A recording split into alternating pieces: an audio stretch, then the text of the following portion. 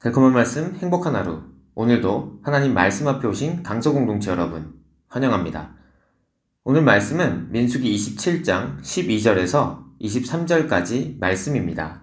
여호와께서 모세에게 이르시되 너는 이 아바림 산에 올라가서 내가 이스라엘 자손에게 준 땅을 바라보라. 본 후에는 내 형 아론이 돌아간 것 같이 너도 조상에게로 돌아가리니 이는 신광야에서 회중이 분쟁할 때에 너희가 내 명령을 거역하고 그 물가에서 내 거룩함을 그들의 목전에 나타내지 아니하였음이니라. 이 물은 신광야 가데스의 무리바 물이니라.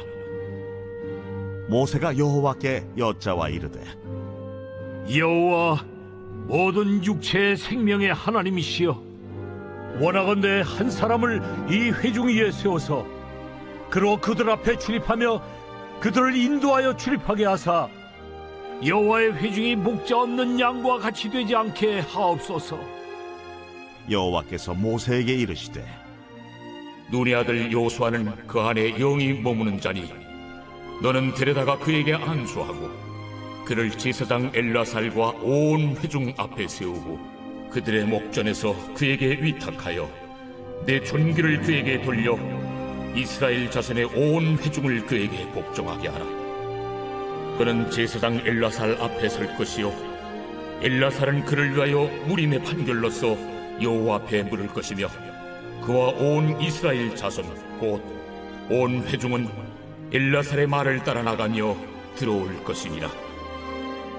모세가 여호와께서 자기에게 명령하신 대로 하여 여호수아를 데려다가 제사장 엘라살과 온 회중 앞에 세우고 그에게 안수하여 위탁하되 여호와께서 모세에게 명령하신 대로 하였더라. 모세는 가데스의 무리바 물에서 하나님의 거룩함을 회중 앞에 나타내지 않았기 때문에 약속의 땅에 들어가지 못했습니다. 그때 모세는 반석을 명하여 물을 나오게 하라는 하나님의 명령을 어기고 무리바의 반석을 2번이나 쳐서 물을 냈습니다. 모세의 행위가 작은 허물로 보이지만 너희가 내 명령을 거역하고 그 물가에서 내 거룩함을 그들의 목전에 나타내지 아니하였음이니라 라는 말씀처럼 회중 앞에서 하나님의 거룩함을 무시하고 훼손한 죄는 결코 가볍지 않았습니다.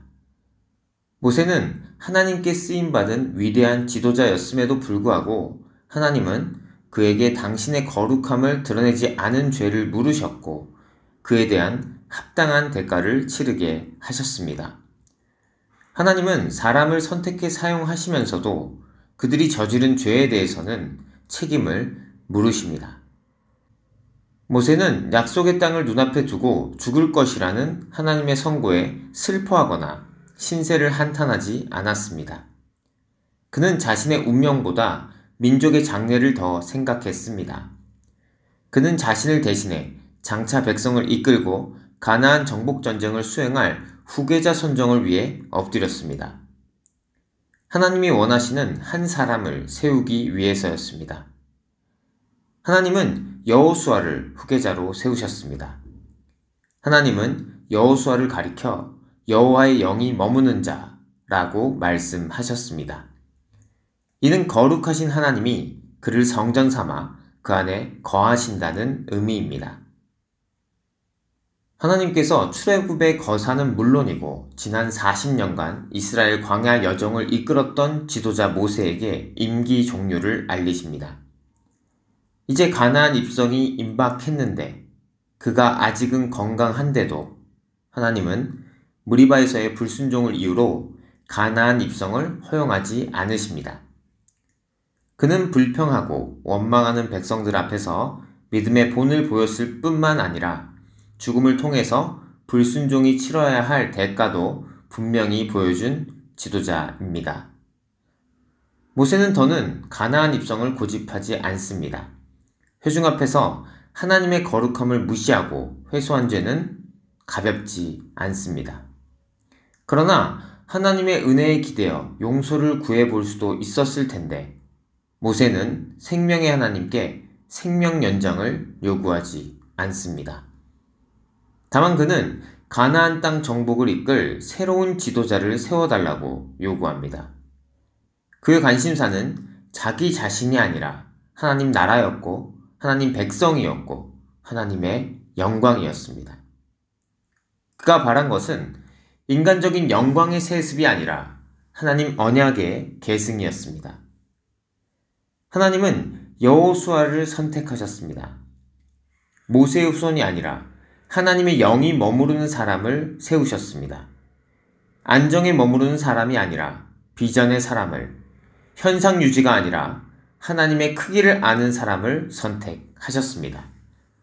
그는 모세와 함께 출애굽과 광야 40년 여정을 이끈 사람이고 가나안 세력들을 두려워하지 않는 사람이며 이스라엘 백성의 한계를 잘 아는 사람이었습니다. 그리고 무엇보다 하나님과 동행한 이야기와 사연이 있는 사람이었습니다.